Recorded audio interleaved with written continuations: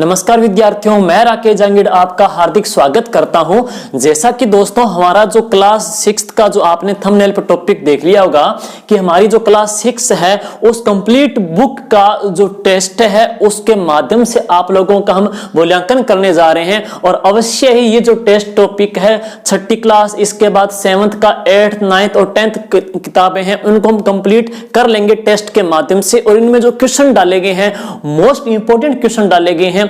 और ये जो टॉपिक है स्पेशली रीट लेवल 1 और रीट लेवल 2, इसके अलावा SIRS तमाम भर्तियों के लिए मोस्ट इंपोर्टेंट रहेगा, क्योंकि इसके अंतर्गत है राजस्थान जीके का, इसमें सारा हमने कवर लिया है। तो लीजिए दोस्तों, हम क्लास 6 के जो कंप्लीट बुक का टेस्ट है उसकी पहला जो क्वेश्चन है वो हम करने जा रहे हैं। और इस क्वेश्चन के अंतर्गत आपको दिख रहा होगा कि आपको असंगत युग्म छांटना है। तो इसमें से असंगत युग्म है वो कौन सा है वो आप देखिएगा। राजस्थान भारत के कितने प्रतिशत भाग पर फैला है? तो इसने बता रखा है 10.41% भाग के ऊपर है। दूसरी बात, राजस्थान के उत्तर दक्षिण की दूरी है। राजस्थान के उत्तर दक्षिण की जो दूरी है वो 826 किलोमीटर की है। ये दूसरा कथन दे रखा है। तीसरी बात है, राजस्थान की कुल स्थलीय सीमा की लंबाई है 4850 है। और चौथी जो बात आती है वो है रेड क्लिफ रेखा की राजस्थान में जो लंबाई है इसने बता रखी है 1070 है। साथियों, इनमें से असंगत कथन कौन सा होगा? तो आप इसमें देखिएगा कि इन चारों में से कौन सी व्याख्या है वो पूर्णतः सही नहीं है।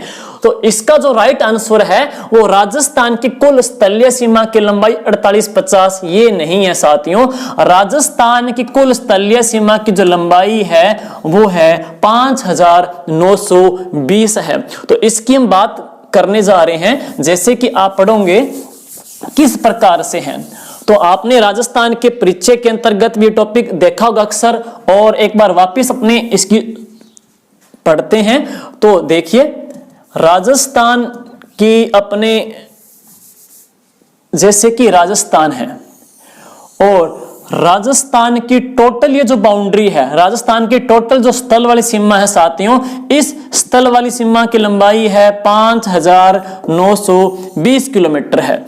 इनमें से हम लगाते हैं पाकिस्तान के साथ रेड क्लिफ रेखा, और रेड क्लिफ रेखा के साथ हमारी जो रेड क्लिफ जो रेखा है वो 1070 किलोमीटर की है। बाकी जो राजस्थान है 5 राज्यों के साथ सीमा बनाता है, पंजाब, हरियाणा, यूपी, MP और कौन सा?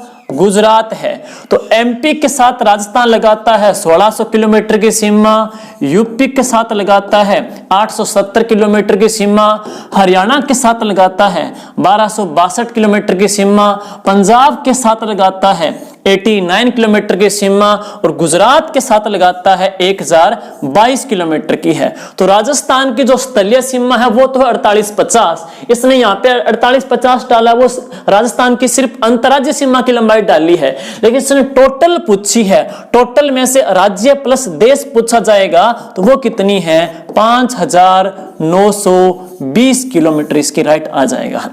तो दूसरा जो क्वेश्चन है उसकी हम शुरुआत करें।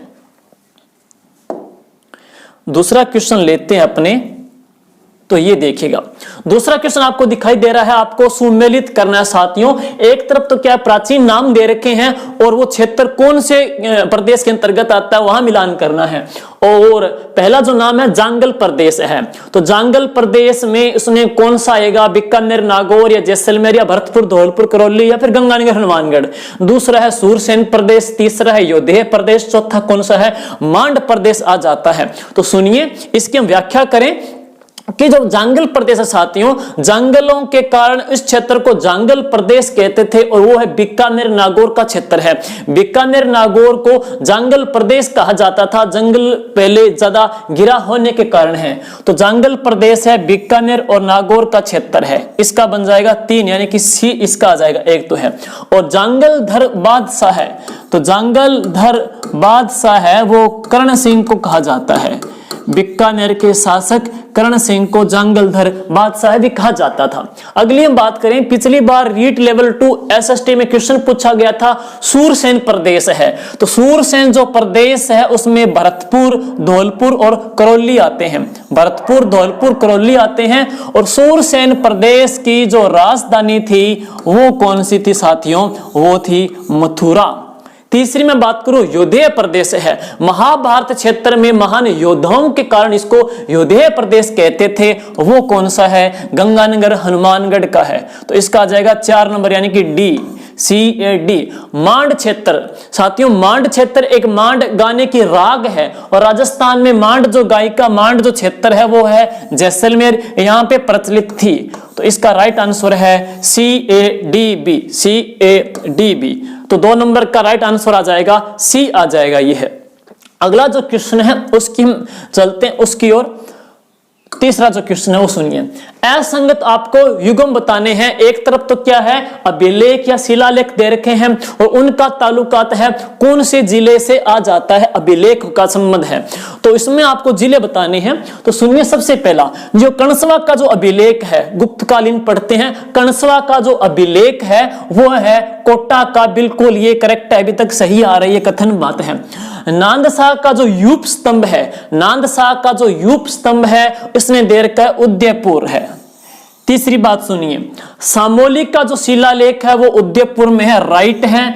और बिजोलिया जो शिलालेख है, बिजोलिया शिलालेख 1169-70 का है, जो कि लिखा था गुण भद्र सूरी ने है और ये बताता है चौहानों की उत्पत्ति के बारे में।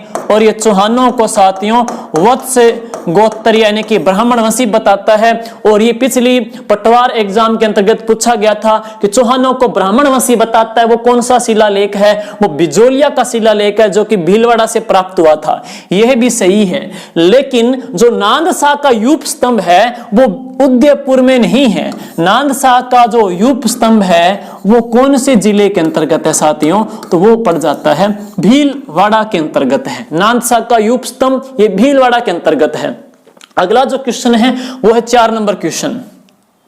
4 नंबर क्वेश्चन में हम चलते हैं तो आपको सुमेलित करना है। एक तरफ तो क्या है, सभ्यताएं दे रखी है, दूसरी तरफ है उनका संबंध है कौन से जिले से है। तो देखिए, एक है दर सभ्यता, गिलुंड सभ्यता, बालाथल और रेड सभ्यता है। तो आपको उन जिलों से उनको मिलान करना है कि कौन सी सभ्यता का संबंध किस जिले से है।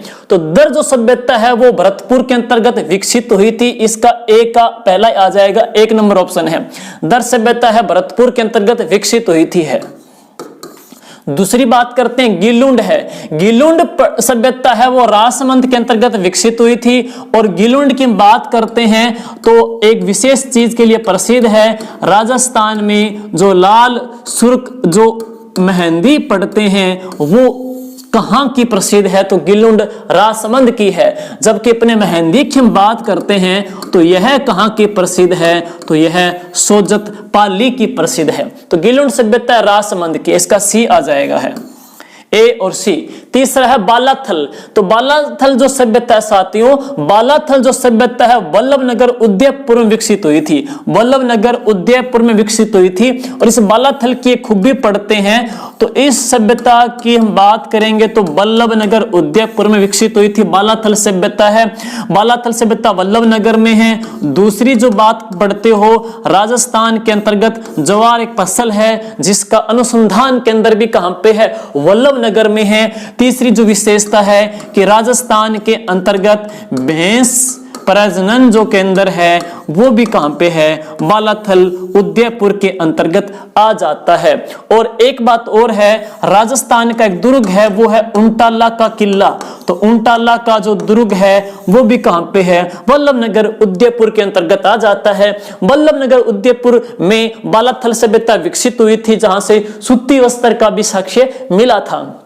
अगली जो विशेषता है, रेंड सभ्यता टोंक में विकसित हुई थी। रेंड सभ्यता है वो टोंक में विकसित हुई थी, यहां से काफी सिक्के प्राप्त हुए थे, इसे टाटा नगर भी कहा जाता है। तो ACDB इसका राइट आंसर है वो बी आ जाएगा। क्वेश्चन नंबर अगला देखिए, जो पूर्ण व्याख्या नहीं करता है वो कथन छांटना है। आपको 4 कथन दे रखे हैं, उनमें से एक कथन जो सही व्याख्या नहीं करता है उसको आपको छांटना है। तो अग्नि वेदिका के साक्ष्य कालीबंगा सभ्यता से मिले थे, बिल्कुल करेक्ट है। अग्नि वेदिका के जो साक्ष्य हैं वो कालीबंगा सभ्यता से मिले थे। और कालीबंगा सभ्यता से कितने अग्निकुंड प्राप्त हुए हैं? तो वो है 7 अग्निकुंड प्राप्त हुए हैं। कालीबंगा सभ्यता से 7 अग्निकुंड प्राप्त हुए हैं। और राजस्थान को सबसे पहले 7 भागों में वीसी मिश्रा ने बांटा था। राजस्थान का 7 जिलों को जो स्पर्श करता है वो जिला कौन सा है? नागौर जिला है। 7 भागों में वीसी मिश्रा ने बांटा था। और राजस्थान का 7वां जो संभाग है वो भरतपुर है। 7 अग्निकुंड जो मिले थे वो कहां से मिले थे? कालीबंगा से, करेक्ट है। राजस्थान में उच्च कोटि के चावल के साक्ष्य सुनारी से प्राप्त हुए। राजस्थान में जो चावल के साक्ष्य हैं वो सुनारी सभ्यता से प्राप्त नहीं हुए थे, ये कथन गलत है। राजस्थान में चावल के जो साक्ष्य हैं वो आहड़ सभ्यता से प्राप्त हुए थे, जो कि उदयपुर के अंतर्गत आ जाती है। जबकि कपास के जो साक्ष्य हैं वो किस सभ्यता से मिलते हैं? वो कालीबंगा सभ्यता से। तो दूसरा कथन इसका गलत आ रहा है।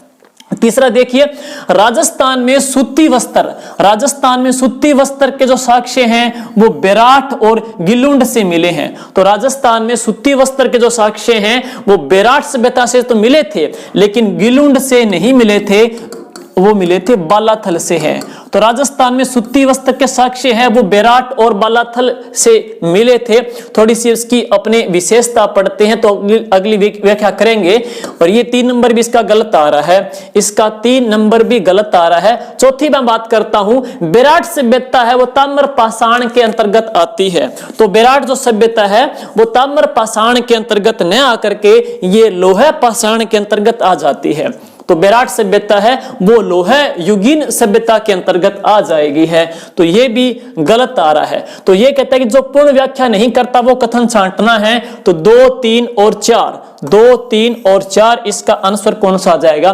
बी नंबर इसका ऑप्शन आ जाएगा है। और नेक्स्ट जो क्वेश्चन है वो सुनिए, 6 नंबर क्वेश्चन। 6 नंबर क्वेश्चन है, सम्राट अशोक का भाब्रू शिलालेख किस पहाड़ी से प्राप्त हुआ था? तो सम्राट अशोक का जो भाब्रू शिलालेख है, ये प्रश्न राजस्थान पुलिस में ही पूछा गया था कि सम्राट अशोक का भाब्रू शिलालेख है वो महादेव डूंगरी पहाड़ी से प्राप्त हुआ, या गणेश डूंगरी से, या सील की डूंगरी से, या फिर बिज्जक की डूंगरी से है? तो सम्राट अशोक का जो भाब्रू शिलालेख है साथियों, यह बिज्जक की डूंगरी की पहाड़ी से प्राप्त हुआ था, जो कि बेराट के अंतर्गत आ जाता है। सुनिए थोड़ा सा इसकी विशेषता अपने पढ़ते हैं। इस सम्राट अशोक के भाब्रू शिलालेख की अपनी व्याख्या पढ़ते हैं। व्याख्या पढ़ते हैं तो इसके अंतर्गत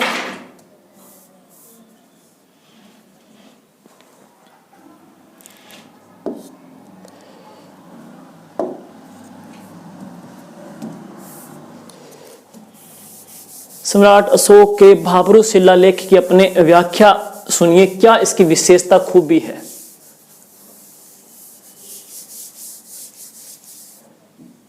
सुनिए, सबसे पहले बात करते हैं बेराट की जो पहाड़ी है। बेराट की पहाड़ी जैसे अपने जयपुर के अंतर्गत पढ़ेंगे तो पहाड़ी कौन सी है? बेराट की पहाड़ी। बेराट की पहाड़ी की एक और चोटी पढ़ोगे, उस चोटी का नाम है बिज्जक डूंगरी। बिज्जक की जो डूंगरी है, यहां से जो शिलालेख मिला है, शिलालेख का नाम क्या है? भाब्रू।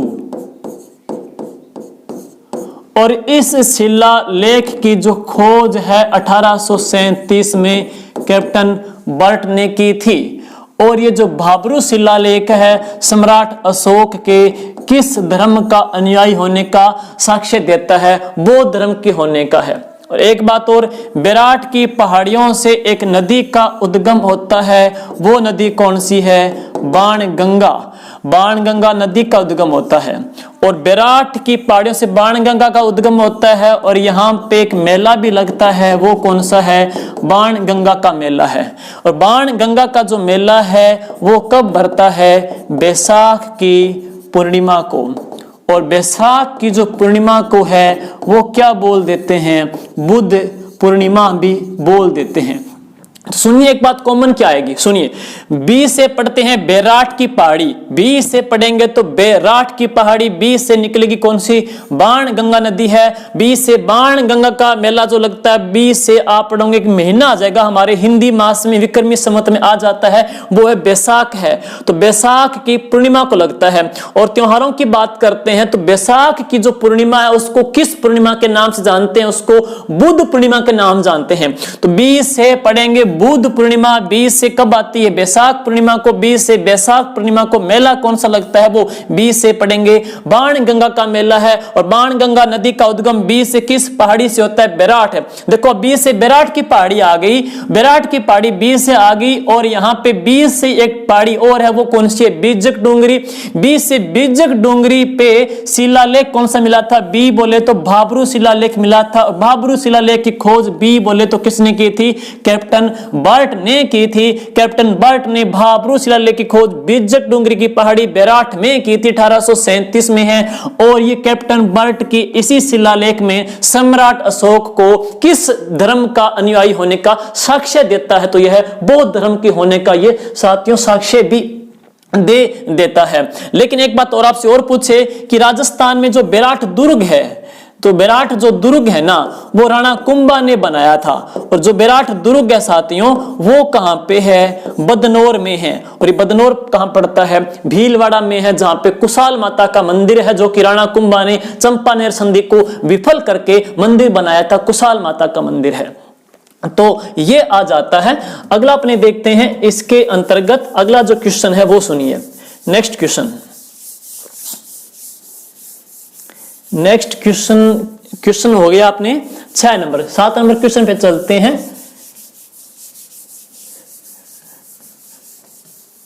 ये 6 क्लास की कंप्लीट बुक का टेस्ट है, इसके पश्चात है 7th क्लास का कंप्लीट का टेस्ट लेंगे। तो आप अच्छी प्रकार से 7th बुक को भी प्रिपेयर कीजिएगा है। और नेक्स्ट अपने पढ़ते हैं अगला जो क्वेश्चन है 7वां क्वेश्चन, वो सुनिए।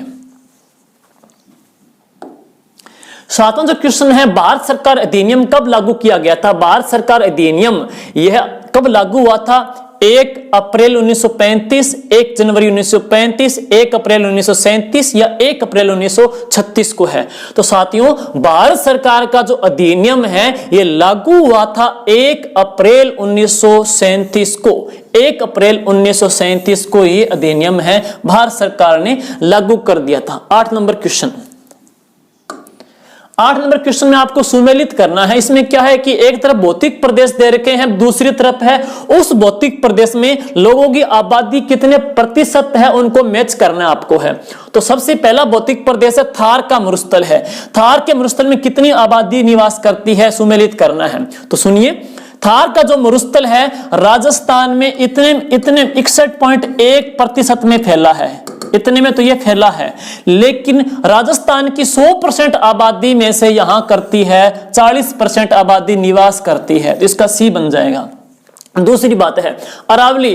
अरावली राजस्थान में 9% में तो फैली है, लेकिन अरावली में राजस्थान की 10% आबादी निवास करती है। अरावली 9% में फैली है, यहां पे 10% राजस्थान की पॉपुलेशन निवास करती है, इसका डी आ जाएगा।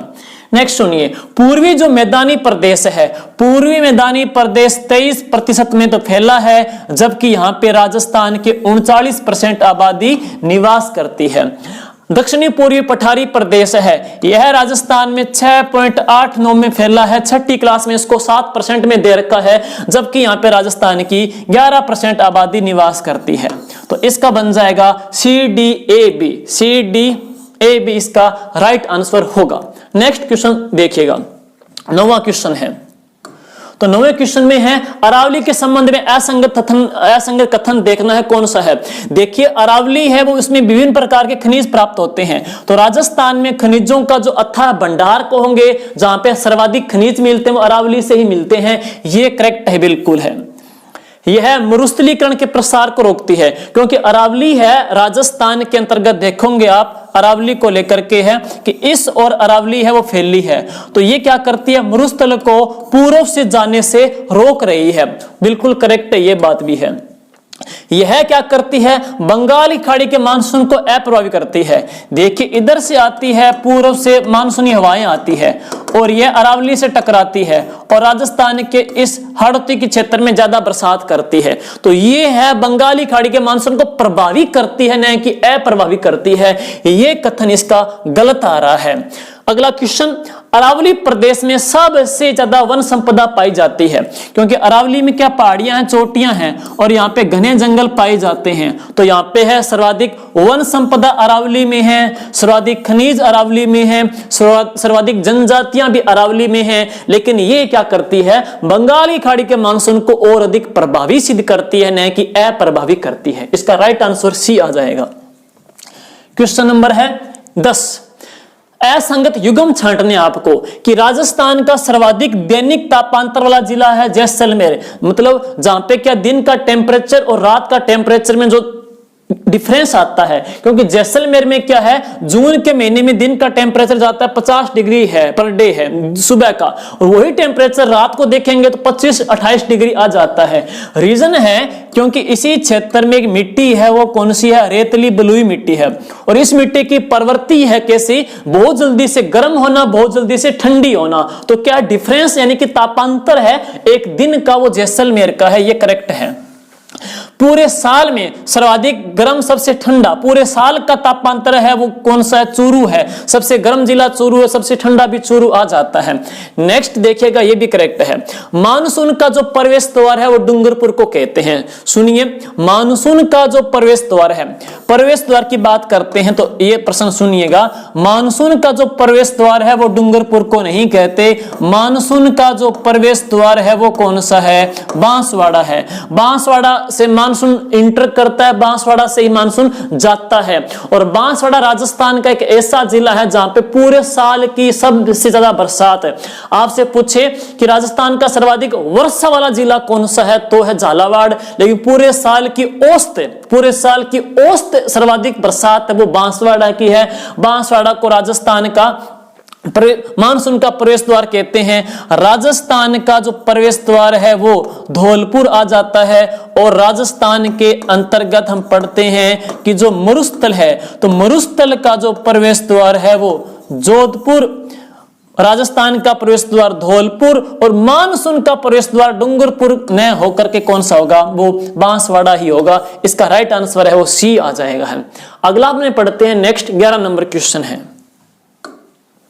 11 नंबर देखिए, राजस्थान का अपवाह तंत्र कितने भागों में बंटा हुआ है। राजस्थान का अपवाह तंत्र है 2, 4, 3, 5, कितने भागों में बंटा है। तो सुनिए, राजस्थान का जो अपवाह तंत्र है, आप पहले पढ़ोगे, उत्तर पढ़ने से पहले व्याख्या पढ़ते हैं किस प्रकार से बंटा हुआ है।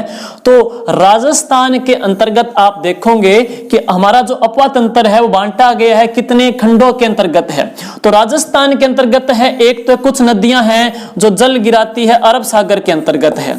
एक तो ये है, कुछ ऐसी नदियां हैं जो जल लेके जाती है, बंगाल की खाड़ी में है। दूसरा तंत्र है बंगाली खाड़ी का और अरब सागर का है। तीसरा पढ़ेंगे, राजस्थान के अंतर्गत जो मरुस्थल है, तो कुछ ऐसी नदियां हैं जो राजस्थान में निकलती है और राजस्थान में ही समाप्त हो जाती है, उनको बोल देते हैं आंतरिक प्रवाह की नदियां हैं। तो आंतरिक प्रवाह की नदियां हैं, तो एक आंतरिक प्रवाह का तंत्र है, एक अरब सागर का तंत्र है और एक कौन सा है, बंगाल की खाड़ी का है। तो यूं कहें राजस्थान में है वो कितने भागों में बांटा गया है, तो इसका राइट आंसर है वो कौन सा है, 3 आ जाएगा। अगला आप देखेंगे, अगला क्वेश्चन, क्वेश्चन नंबर है 12। टोटल 20 क्वेश्चन है, तो ये 12 क्वेश्चन है वो देखते हैं। 12 जो क्वेश्चन है उसमें क्या सुमेलित करना है। एक तरफ क्या है, नदी परियोजना दे रखी है, वो किन किन राज्यों की है, आपको उसमें से सुमेलित करना है। देखिएगा, तो चंबल जो परियोजना है साथियों, चंबल परियोजना है वो किन किन की संयुक्त परियोजना है। तो चंबल परियोजना है राजस्थान और मध्य प्रदेश की, इसका आ जाएगा डी।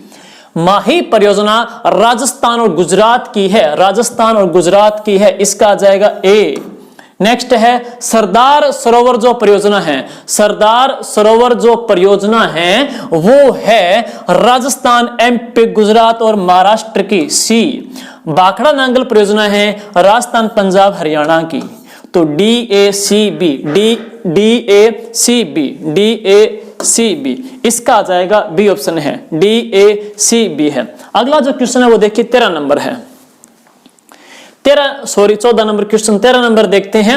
असंगत आपको युग्म छांटना है, असंगत इनमें से गलत कौन सा है वो आपको साथियों छांटना है। देखिएगा कि चंबल नदी का जो प्रवाह क्रम में है वो कहता है चित्तौड़, कोटा, बूंदी, सवाई माधोपुर, करौली, धौलपुर है। बनास नदी यह राज्य की पूर्णतः वर्ष पर्यंत बहाव वाली नदी है। घग्गर इस नदी को सरस्वती नदी का अवशेष मानते हैं। लूणी इसका जल पंचपदरा में जाकर के खरा हो जाता है। तो सुनिए, चंबल जो नदी है इसका जो क्रम है, चंबल जो नदी आप पढ़ोगे साथियों, तो चंबल नदी के अंतर्गत है पहले चित्तौड़गढ़, फिर कोटा, फिर बूंदी, फिर सवाई माधोपुर, फिर करौली, फिर धौलपुर है। ये कथन बिल्कुल करेक्ट आ रहा है, चंबल नदी का ये कथन बिल्कुल करेक्ट आ रहा है, ये तो है, असंगत ये नहीं है, ये तो करेक्ट है। दूसरी है बनास नदी, राज्य की पूर्णतः वर्ष पर्यंत, राजस्थान की पूर्णतः जो 12मासी नदी है ना साथियों वो चंबल नदी है, ये माही नहीं है, ये कथन गलत आ रहा है। नेक्स्ट घग्गर नदी है, घग्गर नदी को सरस्वती का अवशेष माना जाता है, इसको सरस्वती नदी का अवशेष कहते हैं, सरस्वती भी कहते हैं, दोषवती भी कहा जाता है, ये कथन इसका करेक्ट है, ये करेक्ट है। लूणी नदी, लूणी नदी का जल पंचभद्रा में जाके खरा नहीं होता, लूणी नदी का जो जल है वो बालोतरा में जाकर के खारा हो जाता है। और बालोतरा की विशेषता है कि राजस्थान में बालू का दाबू प्रिंट है वो भी कहां का प्रसिद्ध है, बालोतरा का ही प्रसिद्ध है। तो इसका गलत है 2 और 4, इसका ये आ जाएगा डी ऑप्शन है। क्वेश्चन नंबर 14 देखिएगा, क्वेश्चन नंबर 14, असंगत युग्म छांटना है। एक तरफ तो क्या है आपको सेतु दे रखे हैं और दूसरी तरफ क्या है झील दे रखी है, सेतु और झील को मिलाने वाले हैं साथियों। तो गोवर्धन सागर है वो पिछोला झील का सेतु आ जाता है, स्वरूप सागर और फतेह सागर को जोड़ा गया है, ये सेतु भी करेक्ट है, बिल्कुल है। और नेक्स्ट पढ़ते हैं कि क्योंकि पिछोला झील और फतेह सागर झील को जोड़ने वाला सेतु है वो कौन सा है, स्वरूप सागर जो बीच में जोड़ती है। और कुमारिया तालाब क्या है, रंग सागर को जोड़ता है। जबकि पिछोला झील का एक और सेतु पढ़ेंगे तो साथियों ये रक्त तलाई नहीं है, ये कौन सा है, दूध तलाई है। 6th क्लास की किताब के अंतर्गत ये सारे सेतु है, इनका मैप भी बनाया गया है, तो आप वहां पे अच्छे से देख लीजिएगा कि कौन सा सेतु है वो किस झील को जोड़ता है। तो जो दूध तलाई है ना वो पिछोला झील को जोड़ देता है, दूध तलाई तालाब आ जाता है। और राजस्थान में दूध तलाई जो तालाब है वो उदयपुर के अंतर्गत है। जबकि आरटेट में पूछा गया था कि राजस्थान की जो दूध बावड़ी है वो माउंट आबू के अंतर्गत है, दूध बावड़ी है वो कहां पे है, माउंट आबू सिरोही के अंतर्गत आ जाती है।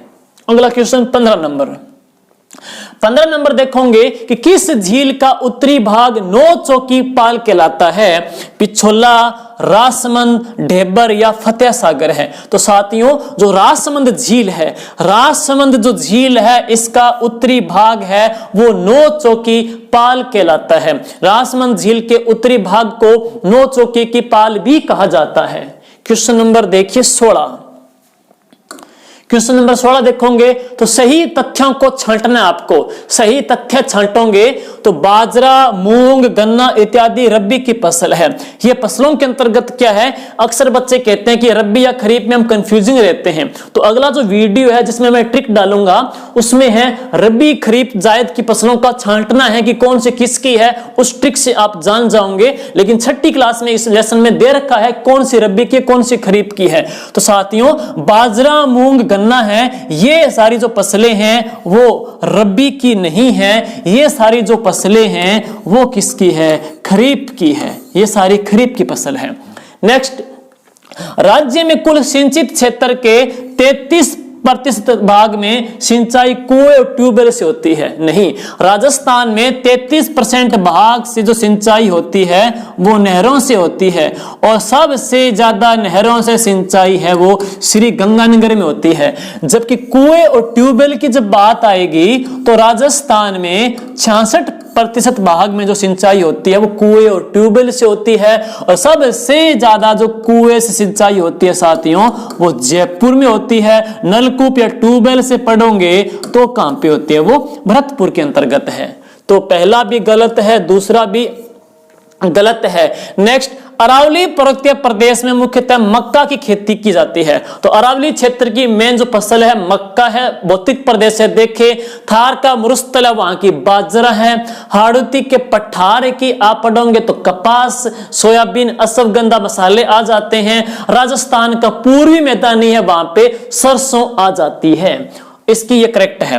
राजस्थान में रबी खरीफ जायद में सबसे ज्यादा सकल कृषिगत क्षेत्रफल खरीफ का है। साथियों राजस्थान की जो 100% कृषि है, 100% कृषि में से रबी, जो मैं बात करूं खरीफ की बात करूं तो राजस्थान में 140 से लेकर के 160 लाख हेक्टेयर तक जो सिंचाई, जो कृषि है, जो बुआई है वो खरीफ में होती है। और 65%, 100% में से 65% भाग में खरीफ में फसल की जाती है। ये भी करेक्ट है। तो 3 और इसका है सही तथ्यों को छांटना है। तो इसका सही तथ्य है साथियों 3 और 4। इसका 3 और 4 इसको ये करना है आपको, 3 और 4, 3 और 4 इसका करेक्ट आ जाएगा। सी ऑप्शन आएगा। इसमें आपको 2 काट के 4 करना है, 3 और 4 करना है। क्वेश्चन नंबर 17 देखिएगा। क्वेश्चन नंबर 17 है कि राजस्थान में भारत के कुल पशुधन का बाहुल्य 16.33% दे रखा है। इसमें आपको असंगत छांटना है। दूसरा है 20वीं पशु गणना में ऊंट गधों की संख्या में कमी दर्ज की गई है, कमी दर्ज की गई है। तीसरा है राजस्थान में सर्वाधिक उपलब्ध खनिज रॉक फास्फेट है। चौथा है सर्वाधिक दलहन उत्पादन जिला नागौर है। सुनिए व्याख्या। इसका राइट आंसर आएगा वो ए आएगा। साथियों राजस्थान में भारत के कुल पशुधन का 16.33 नहीं है, 11.27% है।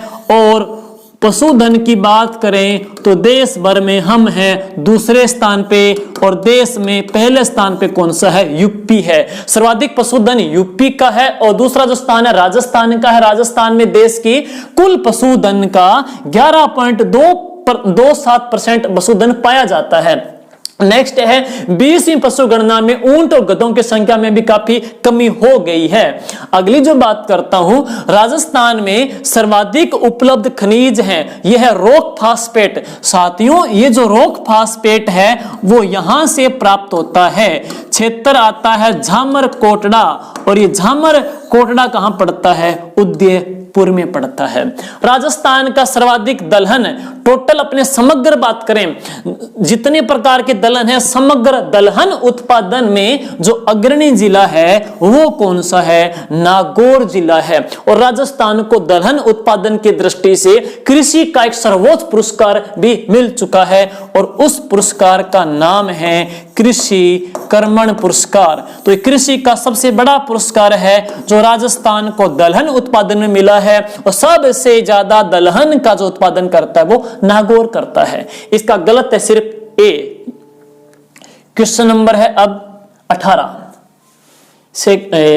क्वेश्चन है कि वर्ष 2011 की जनगणना के अनुसार राजस्थान की साक्षरता कितने प्रतिशत है, आपको यह बतलाना है। तो 2011 की जनगणना में राजस्थान की साक्षरता भाई है 66.1। तो राजस्थान की साक्षरता है 66.1% पाई है, राजस्थान के अंतर्गत है।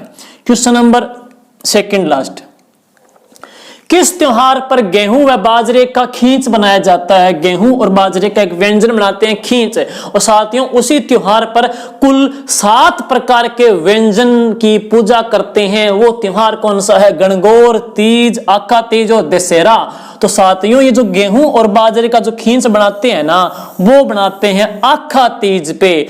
आख बैसाख। तो आखा तीज कौन से महीने में आती है, बैसाख की शुक्ल की तृतीया को आती है, और आखा तीज को कहते हैं सबसे बड़ा सावा, यानी कि ऐबुद सावा कहते हैं। और इसी आखा तीज के दिन एक शहर की स्थापना मां करणी के आशीर्वाद से हुई थी। वो शहर शहर कौन सा है? बीकानेर है, जिसको राती घाटी का जिला भी कहते हैं। और राजस्थान का पहला ODF खुले में शौच मुक्त शहर है, वो कौन सा है? बीकानेर है।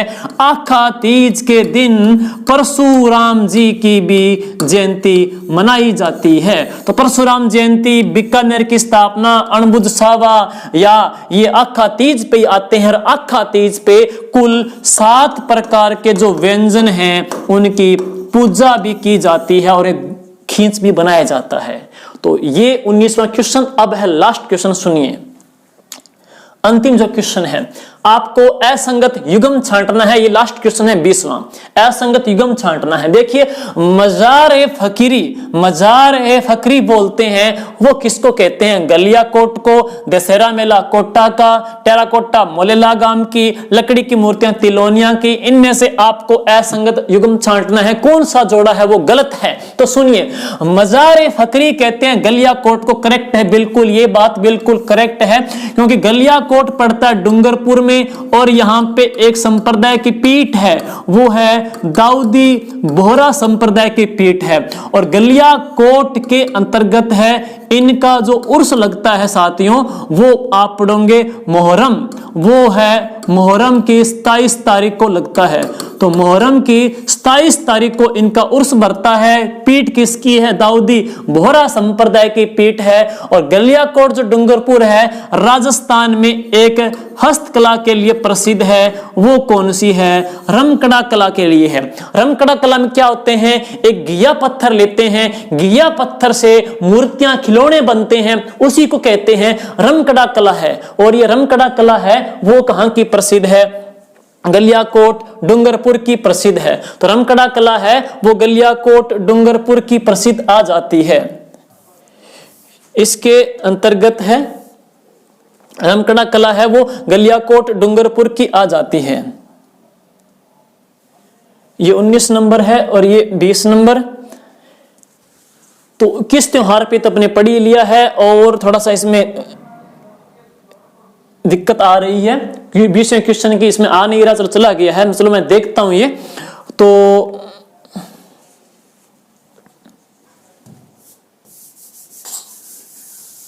रमकड़ा कला है वो गलियाकोट डूंगरपुर की प्रसिद्ध है साथियों।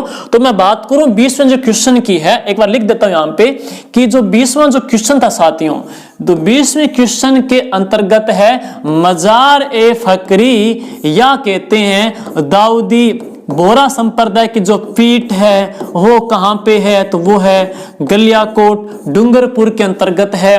दूसरी मैं बात करूं राजस्थान की टेराकोटा जो कला है, इसने बता रखी थी मोलेला गांव के अंतर्गत है।